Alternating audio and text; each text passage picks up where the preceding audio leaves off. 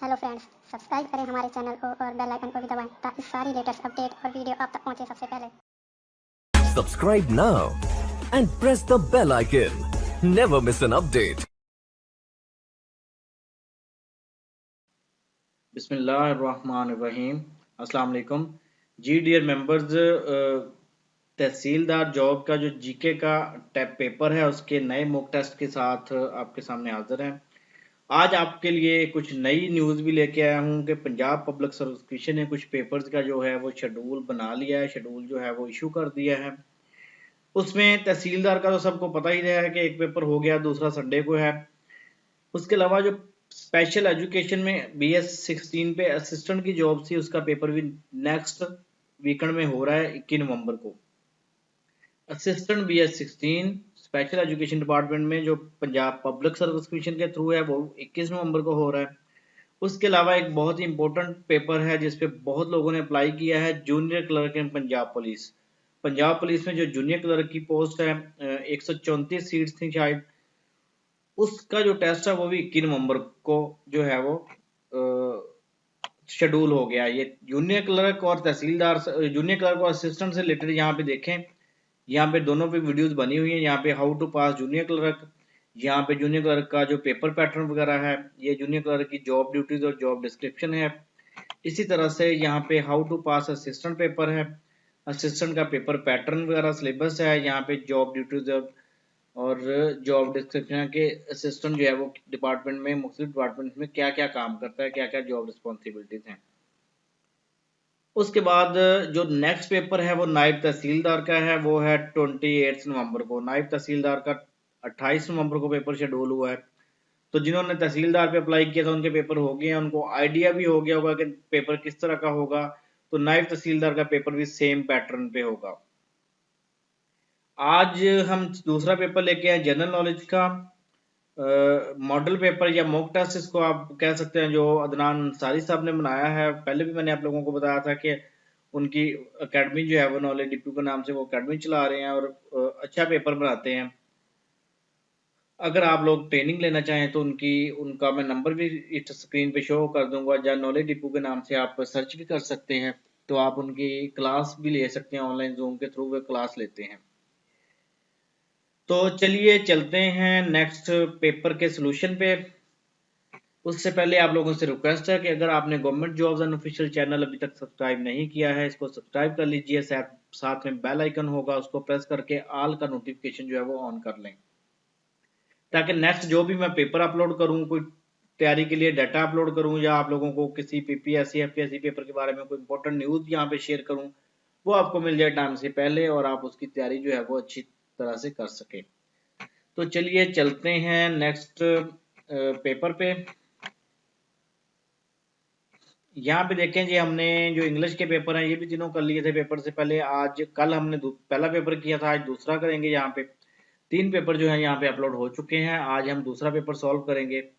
यहाँ पे मैं दूसरे पे क्लिक करता हूँ। आप लोग अपने तौर पे आप तीसरा पेपर जो है वो आज सॉल्व करें, और दूसरा तो आपका कल टाइम था।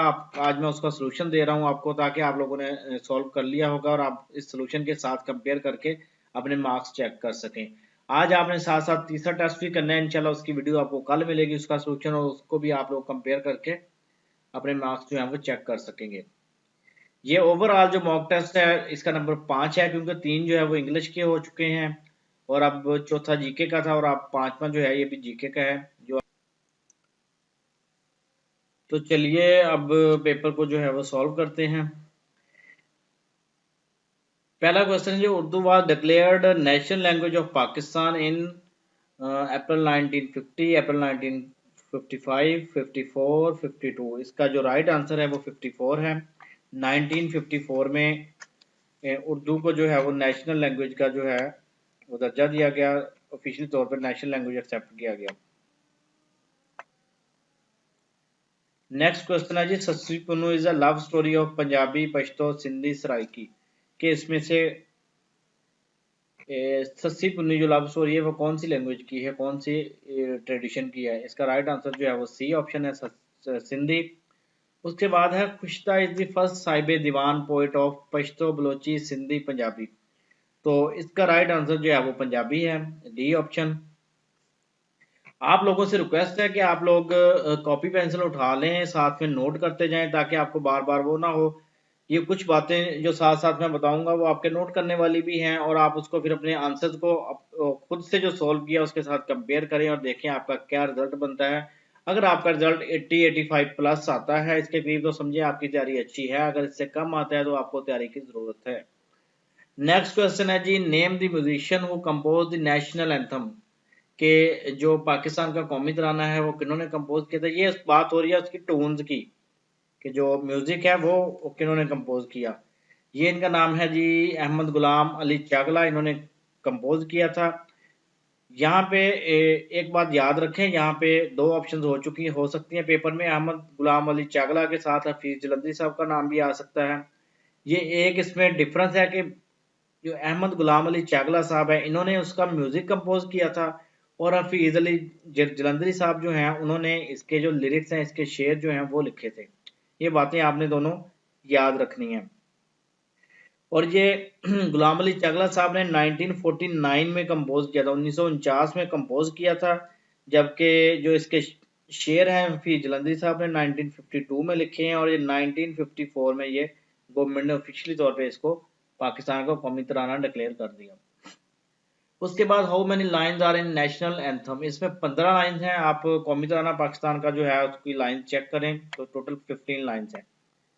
The first rocket launched by the Pakistan, Pakistan ने सबसे पहला जो रॉकेट है वो कौन सा लॉन्च किया है। इसका ऑप्शन है ए रहबर, पहला रॉकेट पाकिस्तान ने रहबर लॉन्च किया। In Pakistan the monsoon season last from, कि मूनसून का सीजन जो है वो पाकिस्तान में कब से कब तक होता है, ये होता है जुलाई से सितंबर तक। The most important cash crop of Pakistan after wheat, के गंदम के बाद पाकिस्तान की जो कैश क्रॉप कौन सी है। कैश क्रॉप वो होती है जिसको हम को प्रोसेस नहीं करना पड़ता, जैसे ही आपकी फसल की आउटपुट आई आप वैसे ही उसको सेल कर सकते हैं। जैसा कि गंदम है, गंदम को आप फसल लेके आते हैं, उसके बाद जब बोरियों में डाल के तो वो आप वैसे ही उसको सेल कर सकते हैं। इस जो कैश क्रॉप जो है वो गंदम के बाद हमारे पास राइस आ जाता है। राइस जो है वो इम्पोर्टेंट कैश क्रॉप है, यानी कि चावल। Which is the largest fresh water lake of Pakistan, Pakistan की जो लार्जेस्ट फ्रेश वाटर लेक है वो कौन सी है। इसका आंसर तो यहाँ पे मंचर लेक है, लेकिन ये मैं बता दूं ये सिंध में, सिंध वाली साइड पे है। ये काफी गंदी लेक है, इसको कहा तो जाता है कि फ्रेश वाटर की लेक है, ये इंतहाई गंदी लेक है।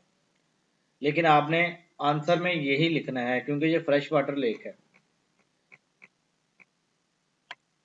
उसके बाद आ जाता है according to the Indus water version treaty signed in 1960 India was allowed to use waters of, India को जो है वो रावी, सतलुज और ब्यास का जो पानी है उसकी इजाजत थी इस्तेमाल करने की। वाटर वासन ट्रीटी जो पाकिस्तान का और इंडस का और इंडिया का तय हुआ था, उसके मुताबिक रावी, सतलुज और ब्यास जो हैं इनका पानी जो है वो इंडिया ने इस्तेमाल करना था। इसका right answer C option. Next question है Jinnah barrage has been built in the river, ये इंडस रिवर पे है। इसके अलावा भी काफी मशहूर बराज जो है वो इंडस रिवर पे हैं, जैसा कि तोनसा हो गया, गड्डू बराज हो गया, इस तरह काफी बराज जो है वो इस पे इंडस रिवर पे हैं। इसका right answer Indus river. The largest hockey stadium of Pakistan is located इन, इसका राइट आंसर जो है वो लाहौर है, क्योंकि जो हॉकी का स्टेडियम है लार्जेस्ट वो लाहौर में है, और क्रिकेट का जो सबसे बड़ा पाकिस्तान का स्टेडियम है वो कराची में है। उसके बाद नेक्स्ट क्वेश्चन है the historical Ranikot fort is located in Sindh, Punjab, KPK, Balochistan. इसका जो राइट आंसर है वो सिंध है, रानीकोट जो फोर्ट है वो सिंध में है। उसके बाद नेक्स्ट क्वेश्चन आ जाता है जी the Khunjerab pass links with Afghanistan, Iran, Tajikistan and China. इसका राइट आंसर चाइना है। पाकिस्तान और चाइना का जो दरमियान में पास है उसको लिंक करने वाला उसको खुंजराब पास कहते हैं। ये काफ़ी ठंडा एरिया है, लोग यहाँ पे काफ़ी जाते हैं विजिट वगैरह के लिए, टूरिस्ट के लिए, सैर तफरी के लिए। नेक्स्ट क्वेश्चन है मोंजिदाड़ो मीन, मोंजिदाड़ो का मतलब था माउंट डेड, ये बी ऑप्शन, ये इसका राइट आंसर है। Alexander the Great arrived in Texela in 326 BC, 314, 300, none of these. तो इसका जो राइट आंसर है वो 326 BC है, A option. Muhammad bin Qasim was called back by Walid bin Abdul Malik, Sulaiman bin Abdul मालिक, Waleed bin Abdul मालिक, खालिद बिन Abdul मालिक, none of this. इसका राइट आंसर जो है वो बी है, सुलेमान बिन अब्दुल मालिक। नेक्स्ट क्वेश्चन है, the last Hindu ruler of the sub continent was, Hindu ruler जो सब कॉन्टिनेंट का थे लास्ट वो थे राजा पृथ्वीराज। ये जो ए ऑप्शन है राजा पृथ्वीराज, ये थे। इनको जो है वो गौरी ने शिकस्त दी थी और उसके बाद स्लेव डायनेस्टी जो है उसका इफ्तिताह हुआ था। कुतुबुद्दीन ऐबक साहब को तो आप जानते ही होंगे। उसके बाद नेक्स्ट क्वेश्चन है, the first country to give a robot citizen. ऐसा कौन सा मुल्क है जिसने एक मशीनी रोबोट जो है वो कंप्यूटर, जिससे जैसे कंप्यूटर रोबोट्स बनाए जाते हैं उस रोबोट को रोबोट की टाइप का इंसान बनाया है, यानी कि है रोबोट वो काम करता है, उसको सिटीजनशिप दी है।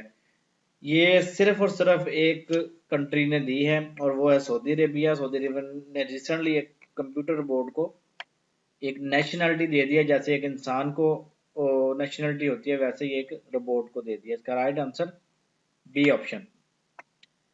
Who was inventor of control C copy plus control V paste and control X cut? के कंप्यूटर की जो कॉपी पेस्ट की शॉर्टकट कीज हैं इसको इजाद किसने किया? इसका राइट आंसर है जी क्रिस्टोफर लैथम शॉल्ट्ज, सी ऑप्शन। इन्होंने इसको क्रिस्टोफर लैथम शॉल्ट्ज जो हैं इन्होंने कॉपी पेस्ट जो है वो इजाद की थी। ये जो बाकी देख रहे हैं ये जो बिल गेट्स हैं इनके बारे में तो आप जानते हैं, ये माइक्रोसॉफ्ट के मालिक हैं, माइक्रोसॉफ्ट के फाउंडर्स हैं। उसके बाद सॉरी इसका राइट आंसर जो है वो लैरी टेस्लर है शायद, हाँ लैरी टेस्लर है इसका राइट आंसर। क्रिस्टोफर जो है इन्होंने क्वर्टी कीबोर्ड किया था। यस, ये अपनी करेक्शन थोड़ी कर लीजिएगा।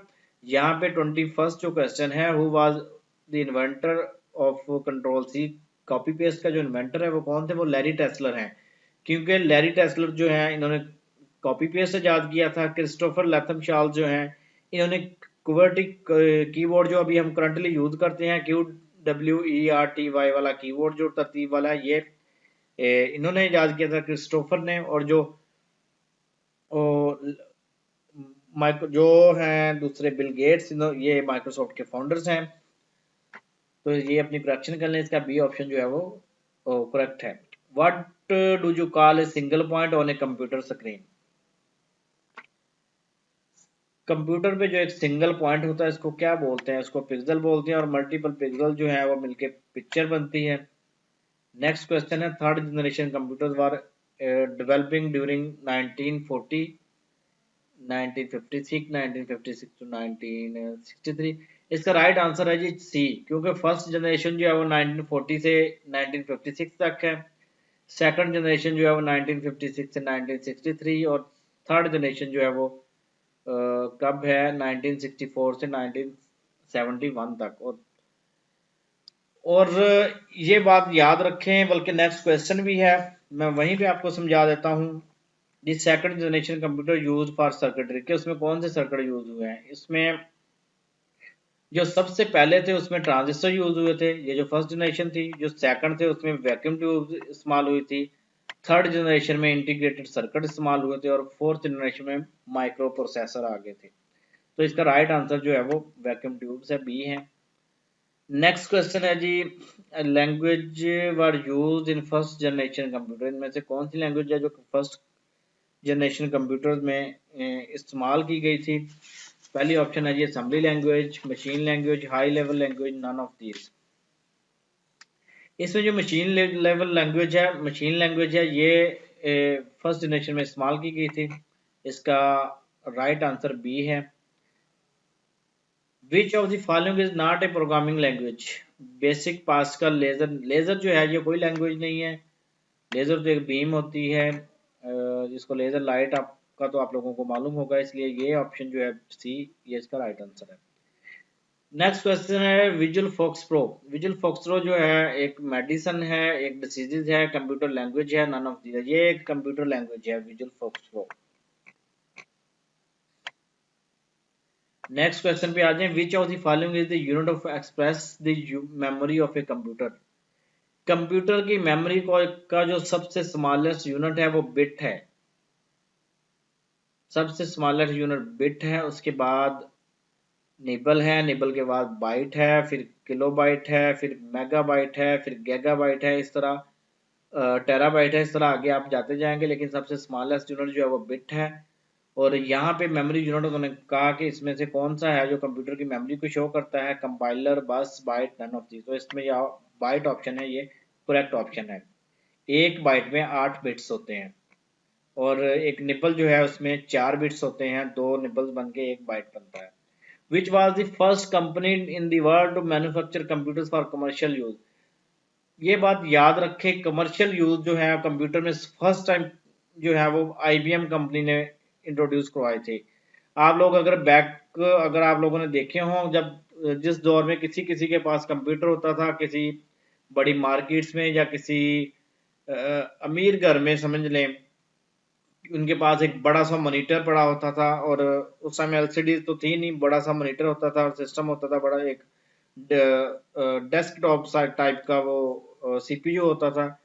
वो आप देखें ज्यादातर उनके पास IBM के पड़े होंगे, क्योंकि IBM ने ही फर्स्ट टाइम लॉन्च किए थे। To cancel the text in MS word, ये मेरे ख्याल को मुझे कैंसिल द टेक्स्ट ये स्टेटमेंट ही करेक्ट नहीं लगती। या तो डिलीट टेक्स्ट हो सकता है, या फिर फाइल को कोई ओपन हो रही है उसको कैंसिल करने का हो सकता है। अगर तो यहाँ पे हो डिलीट टेक्स्ट का, तो आप डिलीट से भी डिलीट कर सकते हैं और बैक स्पेस से भी कर सकते हैं। अगर हो कि कोई फाइल ओपन कर रहे हो या कोई प्रोसेस चल रहा हो, प्रोसेस को वहीं पे स्टॉप करना, उसके लिए एस्केप होती है, एस्केप प्रेस करते हैं। टू क्लोज और exit word file in MS word, ये जो MS वर्ड में वो कह रहे हैं कि फाइल है उसको क्लोज करने के लिए कौन सी शॉर्टकट की इस्तेमाल कर सकते हैं। शिफ्ट F4, कंट्रोल F4 और या फिर Alt F4। तो Alt F4 जो है वो आप कोई भी प्रोग्राम हो उसको क्लोज करने के लिए इस्तेमाल कर सकते हैं। यहाँ पे इसका राइट आंसर जो है वो Alt F4। Which of these keys are used in MS Word to open new document? New document open करने के लिए आप कंट्रोल N जो है, कंट्रोल N प्रेस करें तो न्यू वर्ड की डॉक्यूमेंट, MS वर्ड की डॉक्यूमेंट ओपन हो जाएगी। इसका राइट आंसर जो है वो A ऑप्शन है।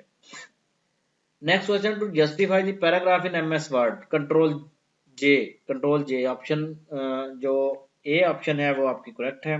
कंट्रोल J से आप जस्टिफाई कर सकते हैं। नेक्स्ट क्वेश्चन है जी, to open print page preview in MS word, print page preview जो है उसको देखने के लिए कौन सी शॉर्टकट की है। ये आपके पास कंट्रोल प्लस F2 है। बी ऑप्शन आप करें तो इंशाल्लाह आपकी जो है वो हो जाएगी।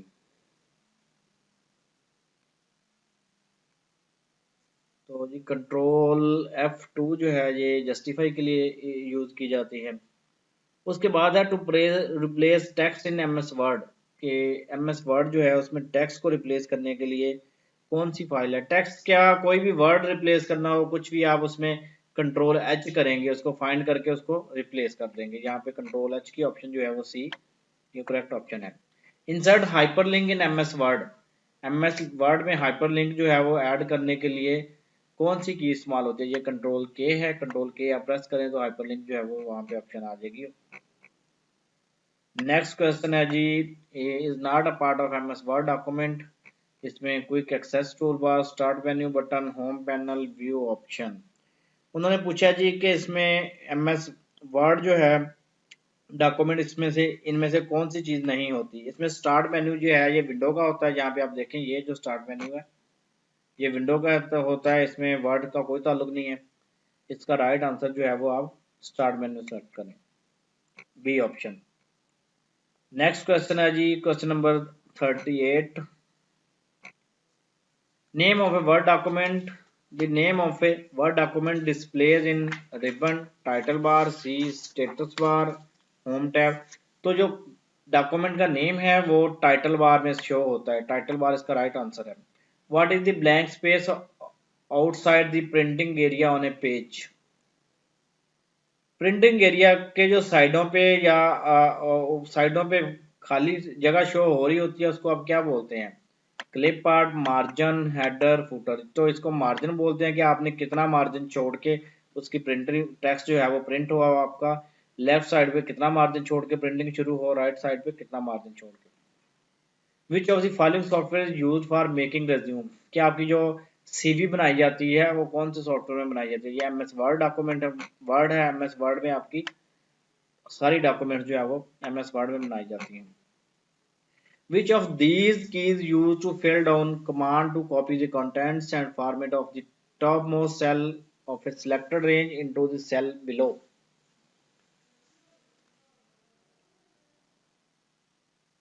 Which of these keys used to fill down command to copy the contents and format of the topmost cell of its selected range into the cell? अच्छा जी, हाँ जी, इसका जो राइट आंसर है वो कंट्रोल डी है, क्योंकि कंट्रोल आर जो है ये राइट के लिए होता है, कंट्रोल एल जो है वो लेफ्ट के लिए होता है, कंट्रोल एफ जो है ये फाइंड के लिए होता है, और कंट्रोल डी जो है वो इसके सिलेक्टेड रेंज को सेल को उसमें टॉप मोस्ट पे करने के लिए। उसमें फिल डाउन के लिए आपको कंट्रोल डी जो है वो ये आप, लेकिन एक बात याद रखें, जो शॉर्टकट की जो मैं आप लोगों को बता रहा हूँ या क्वेश्चन में आ रहे हैं, ये आप लोग इसको एक बार वर्ड पे ट्राई जरूर करें। हो सकता है कहीं पे कोई गलती हो, लेकिन मोस्टली कोई 100 मार्क क्वेश्चन है, अगर इसमें एक दो गलती भी हो सकती है तो आप लोग खुद से भी ट्राई करें। हाउ डू यू इंसर्ट ए रो? के एक रो जो है वो किस तरह से इंसर्ट करते हैं? Right click the row heading where you want to insert the new row and select insert. बिल्कुल ठीक है, पहली ऑप्शन ठीक है। दूसरी ऑप्शन क्या है? Select the row heading where you want to insert. पहली ऑप्शन जो है वो इसका राइट आंसर है। नेक्स्ट क्वेश्चन है, comments put in cells in MS Excel are called smart tip, web tip, cell tip या फिर सॉफ्ट टिप। तो इसको सेल टिप कहा जाता है, cell tip, cell tip, C option आपका राइट आंसर है। Hyperlink can be text, text, pictures, drawing objects, all of, बिल्कुल ऑल ऑफ दीज जो है इसका राइट आंसर है कि हाइपरलिंक जो है वो किसी भी चीज का हो सकता है। आपको किसी पिक्चर का हाइपरलिंक हो सकता है, टेक्स्ट का हो सकता है, ड्राइंग ऑब्जेक्ट्स का हो सकता है। Which of these keys is used to move to previous cell in row MS Excel? Tab shift जो है, tab shift, shift tab, shift control, none of this. Shift tab जो है ये इस्तेमाल किया जाता है प्रीवियस एक्सेल में प्रीवियस सेल पे जाने के लिए। नेक्स्ट सेल पे जाने के लिए तो आपको अकेला टैब प्रेस करें, नेक्स्ट पे चला जाता है। अगर आपने वापस प्रीवियस पे जाना है तो शिफ्ट टैब प्रेस करेंगे। Which key is use to delete one character in MS Excel? One character जो है, करेक्टर बाई करेक्टर जो है वो बैक स्पेस बटन से डिलीट किया जाता है। अगर आप डिलीट का बटन प्रेस करेंगे तो पूरा वर्ड जो है वो डिलीट हो जाएगा। Which of the following keys are used to create a chart of the data in the current range in MS Excel? तो यहाँ पे है जी, which of the following keys are used to create data, to create a chart of the data in the current range in MS Excel? तो इसका right answer जो है ये दो तरह से हो सकता है, ये Alt F1 से भी हो सकता है और F11 से भी हो सकता है। यहाँ पे इसका राइट आंसर जो है वो Alt F1 है, लेकिन ये F11 से भी हो सकता है। अगर आप अकेली F11 की प्रेस करें तब भी हो जाएगा। How to open a presentation in PowerPoint? Presentation जो है वो पावर पॉइंट में ओपन करने का क्या तरीकाकार है? कंट्रोल ओ जो है ये वो कमांड है, आप कहीं पे भी ओपन करें तो आपको ओपन का डायलॉग बॉक्स जो है वो ओपन हो जाता है। तो इसका राइट आंसर जो है वो control O. How to insert a new slide in MS in presentation? याद रखें, न्यू डॉक्यूमेंट के लिए कंट्रोल N होता है और न्यू स्लाइड के लिए कंट्रोल M होता है। ऑप्शन ए जो है वो आपका दुरुस्त ऑप्शन है। How to go to next slide in PowerPoint? PowerPoint पे नेक्स्ट स्लाइड पे जाने के लिए टैब, नेक्स्ट एरो की। जब आपकी प्रेजेंटेशन चल रही हो तो मुख्तलिफ मेथड से आप कर सकते हैं, नेक्स्ट एरो की से भी कर सकते हैं और अपने माउस क्लिक से भी कर सकते हैं। Right answer B answer. To add the slide show in PowerPoint, PowerPoint का जो स्लाइड शो चल रहा हो उसको एस्केप प्रेस करें, आपका वो एंड हो जाएगा। उसके बाद नेक्स्ट क्वेश्चन है pass the show in PowerPoint during presentation. Control यहाँ पे P है, कंट्रोल P है, कंट्रोल यहाँ पे सिर्फ आप W प्रेस करें वो वहीं पे पास हो जाएगा।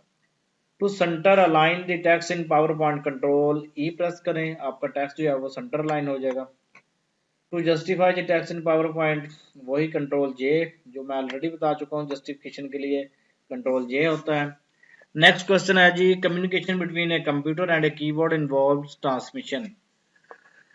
Full duplex, half duplex, simplex. यहाँ पे कीबोर्ड और कंप्यूटर के दरमियान सिंप्लेक्स ट्रांसमिशन होती है कि एक तरफ से सिर्फ जा रहा है, इनपुट जा रही है, कीबोर्ड की तरफ कोई इनपुट आ नहीं रही। तो इसका राइट आंसर जो है वो सी ऑप्शन है। इनमें आप लोगों को थोड़ी सी मैं क्लैरिफिकेशन बता दूं, जो सिंप्लेक्स होते हैं उसमें सिर्फ वन वे होता है, और जबकि जो हाफ डुप्लेक्स होते हैं उसमें टू वे होता है, लेकिन एक टाइम में वन वे ही होता है। जैसा कि वो वॉकी टॉकी होते हैं, वो एक पहले बोलता है जी कि फलां फलां ऐसा हो गया है, वो और वो साथ में बोलता है जी अपने मैसेज खत्म करने के बाद जी ओवर। फिर जब वो अगला बंदा मैसेज सुनता है फिर वो बोलता है कि जी उसके बाद ओवर, कि एक टाइम में एक बंदा बोल सकता है हाफ डुप्लेक्स में। जबकि सिंप्लेक्स ये है कि सिर्फ एक साइड से ही मैसेज जाएगा, दूसरी साइड से नहीं आएगा। और जो फुल डुप्लेक्स है इसमें दोनों साइड से हो सकता है, जैसे हम मोबाइल फोन पे बात करते हैं, एक टाइम में हम दोनों बात कर रहे होते हैं। उसके बाद है जी in network with 25 computer which topology would require the most extensive cabling. कौन सी टोपोलॉजी है जिसमें हमें केबलों की ज्यादा जरूरत पड़ेगी? तो इसमें मैश टोपोलॉजी जो है, मैश में हमें हर कंप्यूटर को दूसरे हर कंप्यूटर के साथ अटैच करना होता है। इसका राइट आंसर जो है वो बी ऑप्शन है। क्वेश्चन नंबर 57 है cable break in a topology stops all transmission. इसमें जो टोपोलॉजीज हैं, जो बस टोपोलॉजी होती है वो इस तरह बस की तरह जा रही होती है, जैसे एक कंप्यूटर लगा हुआ फिर उसके आगे दूसरा लगा है, ऐसे केबल लेंथ जा रही है, उसके आगे फिर तीसरा, फिर चौथा। कहीं से कोई केबल ब्रेक होगी तो उनका कनेक्शन जो है वो सारे कंप्यूटर का आपस में डिस्कनेक्ट हो जाएगा। तो इसका राइट आंसर जो है वो बस टोपोलॉजी है। उसके बाद आ जाए जी a complete microcomputer system consist of microprocessor, memory, peripheral equipment, all of this. इसका ऑल ऑफ द अबव जो है वो राइट आंसर है। CPU does not perform the operation, data transfer, logic operation, arithmetic, all of the above। CPU जो है ये control, arithmetic और logic operation करता है। तो यहाँ पे लॉजिक ऑपरेशन और अर्थमेटिक का दिया हुआ है, तो ये दोनों ऑप्शन जो है वो ठीक है। डाटा ट्रांसफर जो है वो नहीं करता, तो इसके लिए ए ऑप्शन जो है इसका राइट आंसर है। नेक्स्ट क्वेश्चन है एक hybrid computer is assembled digital and analogue computer. बिल्कुल, जो हाइब्रिड कंप्यूटर है इसका राइट आंसर यही है कि डिजिटल और एनालॉग कंप्यूटर, जो कंप्यूटर्स हैं उनको रिसेंबल्स करके बनाया जाता है। How many electoral votes out of 538 are needed to win US presidency election. US का जो प्रेसिडेंट इलेक्शन है उसमें 270 वोट्स चाहिए होते हैं एक प्रेसिडेंट को प्रेसिडेंट बनने के लिए। नेक्स्ट क्वेश्चन है जी Joe Biden belongs to which American political party. तो जो बाइडन का ताल्लुक जो है वो डेमोक्रेटिक पार्टी से है, जबकि जो प्रीवियस प्रेसिडेंट थे डोनाल्ड ट्रंप, उसका ताल्लुक जो है वो रिपब्लिकन पार्टी से था। और इसमें थोड़ा सा एक और चीज याद रखें कि जो रिपब्लिकन पार्टी का इलेक्शन साइन था, सिंबल था, वो था एलिफेंट। और जो अभी करंट प्रेसिडेंट है वो एक होता यानी कि डंकी के साइन पे जीत के आए हैं। उनका पार्टी का जो इलेक्शन साइन है, इलेक्शन सिंबल है, वो डंकी है। नेक्स्ट क्वेश्चन है जी which organization received United Nation population award 2020। ये ऑर्गेनाइजेशन का नाम हेल्पेज है, इन्होंने जीता है 2020 का यूएन पॉपुलेशन अवार्ड। उसके बाद जी नेक्स्ट क्वेश्चन आ जाइए who became Japan new prime minister on सितंबर 16 2020। जी इनका नाम जो है वो योशीहाइड सुगा है। योशीहाइड सुगा जापान के न्यू प्राइम मिनिस्टर सिलेक्ट हुए हैं 16 सितंबर 2020 को। नेक्स्ट क्वेश्चन है जी Which of the following country achieved the UN's climate action goal well before the 2030 deadline? इनमें पाकिस्तान ऐसा कंट्री है। अभी जो रिसेंट गवर्नमेंट है इसने क्या किया है आप लोगों को मालूम होगा कि इन्होंने क्लाइमेट चेंज पे और दरख्त लगाने पे बहुत ज़्यादा काम किया है। ट्री प्लांटेशन पे बिलियन ट्री का प्रोजेक्ट किया था। उसके बाद क्लाइमेट चेंज की पे काफ़ी काम किया है। दरख्त जो है इस गवर्नमेंट की प्रायोरिटी है कि ज़्यादा से ज़्यादा दरख्त लगाए जाएं। तो पाकिस्तानी गवर्नमेंट को जो एक उनकी तरफ से एक टारगेट दिया गया था, गोल दी गई थी कि जो इन्होंने उनको टाइम दिया था 2030 तक कि आपने 2030 तक ये टारगेट पूरा करना है। लेकिन पाकिस्तान की गवर्नमेंट अभी से वो टारगेट पूरा कर चुकी है, उसको 9-10 साल पहले से ही। अभी 2030 तक इनको डेडलाइन थी, लेकिन 9-10 साल पहले ही ये अपना टारगेट पूरा कर चुके हैं। उसके बाद नेक्स्ट क्वेश्चन है successfully launch the Arab world's first Mars mission on 20 July 2020। जी, यूएई जो है इन्होंने पहला अपना वर्ल्ड फर्स्ट मेयर मिशन जो है वो 20 जुलाई 2020 को लॉन्च किया है। उसके बाद है next question, UN General Assembly elected India, Ireland, Mexico and Norway as a non permanent members of the Security Council for a term of 2 years. याद रखें कि जो यूएन जनरल सिक्योरिटी के नॉन परमानेंट मेंबर्स हैं ये सिर्फ और सिर्फ 2 साल की टर्म के लिए सिलेक्ट होते हैं। सिर्फ और सिर्फ 2 साल की इनका टन्योर होता है और जो इनका प्रेसिडेंट होता है वो सिर्फ और सिर्फ 1 महीने के लिए सिलेक्ट होता है। 1 महीने बाद वो दोबारा से इलेक्ट होता है। उसके बाद नेक्स्ट क्वेश्चन है जी, Hagia Sophia was turned into a museum. पिछले दिनों आप लोगों ने तुर्की के बारे में खबरें सुनी होगी कि हाजिया सोफिया जो है उसको वापस मस्जिद में कन्वर्ट कर दिया गया। उसमें जब पहला जुमा हुआ था तो उसमें कोई लाखों लोगों ने उसमें शिरकत की थी पहले जुमे में। वहां पे रश इतना हो गया था कि लोग जुमा पढ़ने गए थे। हाजिया सोफिया जो है इसको पहले म्यूजियम में कन्वर्ट कर दिया गया था, ये फिर उसके बाद अभी करंटली जो है 2020 में शायद इसको तैयब अर्दगान साहब ने वापस मस्जिद में कन्वर्ट करवा दिया गया है। ये क्वेश्चन जो है क्वेश्चन के हद तक अगर हम देखें तो इसको म्यूजियम में जो कन्वर्ट किया गया था ये 1935 में किया था जुलाई 2020 में वापस इसको मस्जिद में कन्वर्ट कर दिया गया है। अब वहाँ पे नमाज होती है और मुसलमानों की इबादत गाह है। नेक्स्ट क्वेश्चन है, places Pakistan on high priority list for covid assistance. तो जी ये अमेरिका ने रखा था, इसका राइट आंसर जो है वो यूनाइटेड स्टेट्स है। यूनाइटेड स्टेट ने पाकिस्तान को हाई प्रायोरिटी लिस्ट में रखा था, रिसेंटली रखा है। नेक्स्ट क्वेश्चन है, declared Muslim man of the year 2020 bye Jordan royal Islamic strategic studies centre. जो 2020 में मुस्लिम मैन ऑफ द ईयर पूरी दुनिया में जिसको खिताब दिया गया था, सिलेक्ट हुआ था मुस्लिम मैन ऑफ द ईयर, जो जॉर्डन का royal Islamic strategy study centre है, उन्होंने एक रिसर्च की थी और रिसर्च पे उन्होंने एक बंदे को पूरी दुनिया में मुस्लिम मैन ऑफ द ईयर का अवार्ड देना होता है और वो पाकिस्तान के प्राइम मिनिस्टर इमरान खान साहब को मिला था। 2020 के मुस्लिम मैन ऑफ द ईयर जो है वो इमरान खान थे। वो क्यों मिला था? वो जो इन्होंने मुस्लिम के हक में जाके यूएन असेंबली में, जनरल असेंबली में बात की थी, फ़लस्तीन के बारे में, कश्मीर के बारे में, ओवरऑल मुसलमानों के बारे में जो बात की थी, इस्लामोफोबिया के बारे में, नमूसे रसालत के बारे में, इसलिए इनको Muslim man of the year का अवार्ड दिया गया 2020 में। उसके बाद नेक्स्ट क्वेश्चन है जी, Syed Ali Shah Geelani at the age of, इनकी डेथ हुई है, Syed died at the age of, Syed Ali Shah Geelani जो है वो कश्मीरी लीडर थे, उनकी डेथ हुई है अभी थोड़ी रिसेंटली।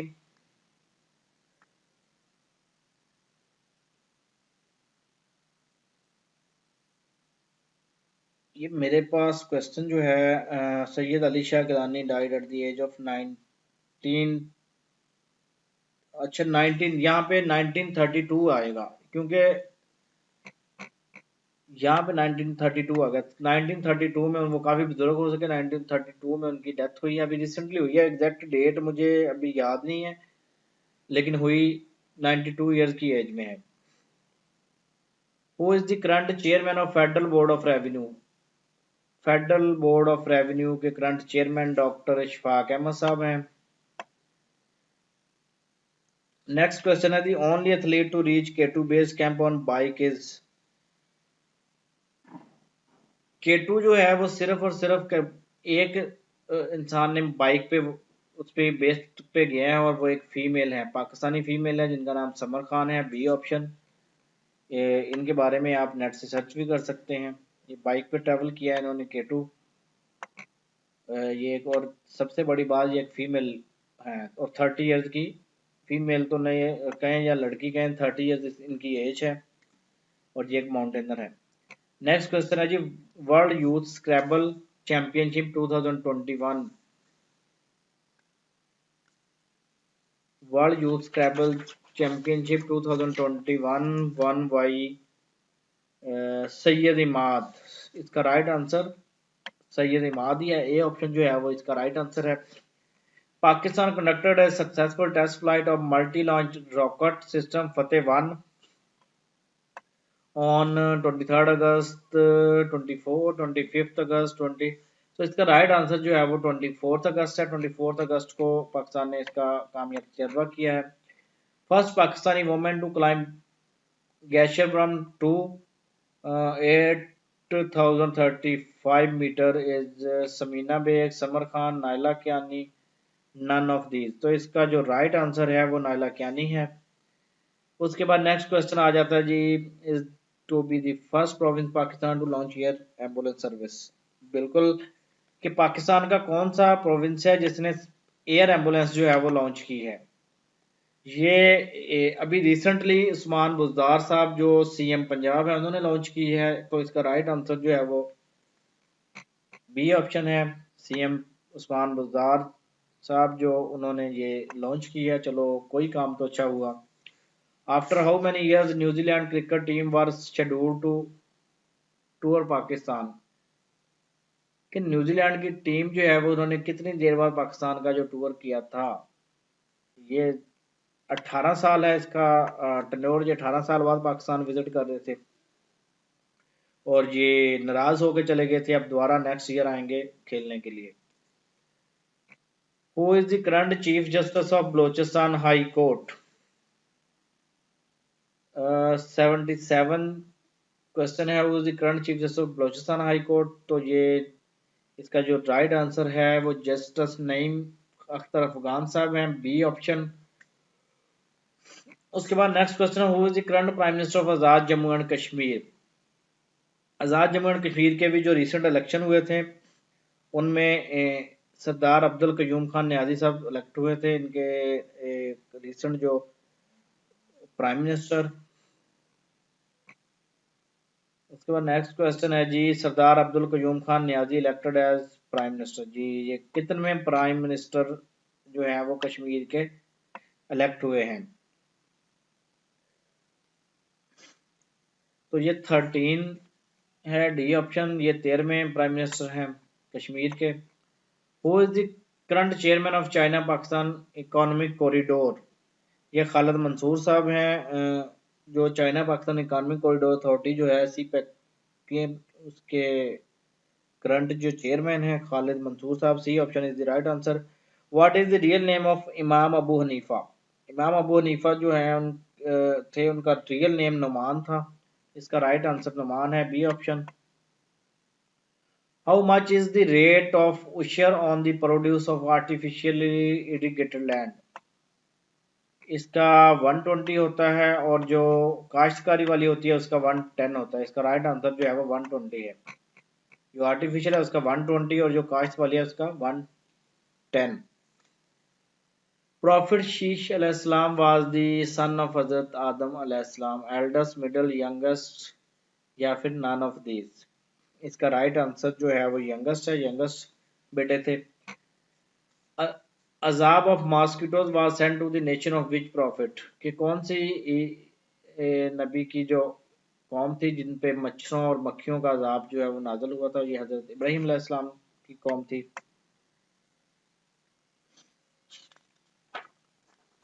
नेक्स्ट क्वेश्चन है जी टाइप्स ऑफ सुन्ना प्रेयर्स आर ऑफ टाइप, कितनी टाइप्स की सुन्नत जो है वो प्रेयर्स होते हैं? 2 तरह की होती हैं, मुक्दा और गैर मुक्दा। इसका राइट आंसर जो है वो सी है। नेक्स्ट क्वेश्चन है बैटल ऑफ खंदक अहज़ाब फाउट इन, कौन सी हिजरी में जंगे खंदक जो है या जंगे अहज़ाब लड़ी गई? ये इसका राइट आंसर जो है वो 5 है। नेक्स्ट क्वेश्चन है देयर आर मक्की सूराज इन होली कुरान, 86 मक्की सूराज हैं।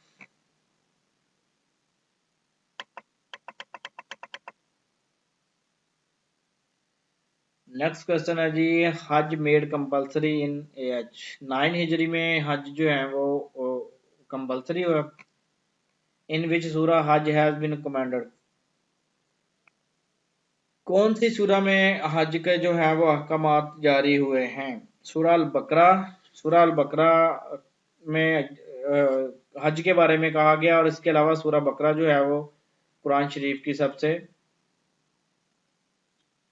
बड़ी सूरा भी है।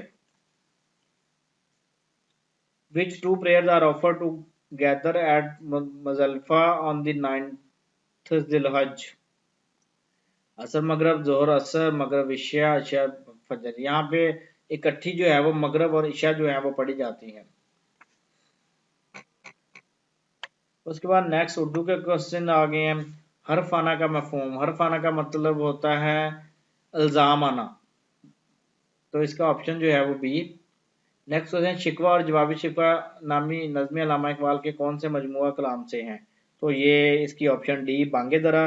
नेक्स्ट है जी पाँव तले ज़मीन निकलना, इसका डी ऑप्शन है घबरा जाना।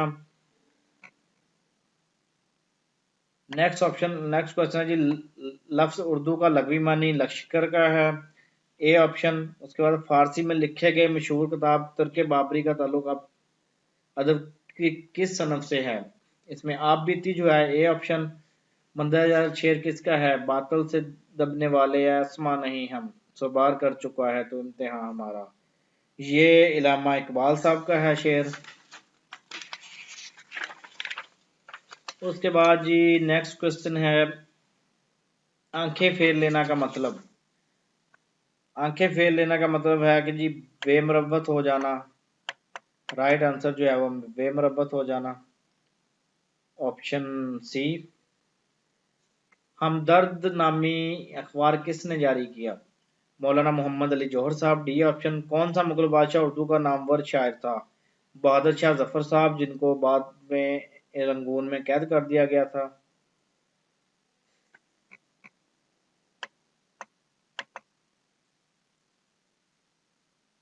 नेक्स्ट क्वेश्चन है जी लास्ट क्वेश्चन, मुगल दौर में किस जबान को दरबारी जबान का दर्जा हासिल था? दरबारी जबान जो है वो फारसी थी, फारसी को दरबारी जबान का दर्जा हासिल था मुगल दौर में। तो दोस्तों ये पेपर जो है वो पूरा हो गया है। नेक्स्ट जो थर्ड पेपर है उसकी वीडियो बनाई जाएगी, आप लोग तब तक थर्ड पेपर जो है वो सॉल्व करें अपने बिहाफ पे। जहाँ पे ये देखें जो थर्ड पेपर जीके का मॉडल पेपर नंबर 3 दिया गया है, इसको सॉल्व करें। सॉल्व करने के बाद जब मैं वीडियो अपलोड करूंगा उसको अपने आंसर्स के साथ कंपेयर करें। उसके अलावा अगर आपको कोई भी डाटा चाहिए हो, जो देखें इस वेबसाइट पे रिसेंटली पोस्ट जो है वो आती रहती हैं, आप लोग यहाँ से डाटा ले सकते हैं, या फिर अगर आप नीचे वीडियो के कमेंट करें आपको कुछ चाहिए वो भी मैं आप लोगों को इंशाल्लाह प्रोवाइड कर दूंगा। वीडियो अच्छी लगी हो तो लाइक जरूर कीजिए, शेयर जरूर कीजिए अपने दोस्तों के साथ, व्हाट्सएप ग्रुप्स में, फैमिली फ्रेंड्स में, फेसबुक पेजेस पे, जहां भी आपका अकाउंट है, ताकि आपके साथ साथ जो लोग इस चैनल तक डायरेक्ट नहीं पहुंच सकते उन तक वो वीडियो पहुंच जाए और वो इससे देखकर फायदा उठा सकें। तहसीलदार का पेपर जो है वो इसमें एक दिन रह गया है, कल का दिन है। इंशाल्लाह आप लोगों की तैयारी अच्छी होगी। जिनकी ये टेस्ट इसीलिए कंडक्ट किए जा रहे हैं कि आपको मालूम हो सके कि आपकी तैयारी कितनी है और आप देख सकें कि आपका पेपर किस तरह का हो सकता है। अगर आपके 80 या 85 प्लस मार्क्स इस टेस्ट से आते हैं बगैर कोई नकल किए, नेट से देखे, तो समझे आपकी तैयारी जो है वो अच्छी है और इंशाल्लाह फिर आपका पेपर भी अच्छा होगा। Thank you.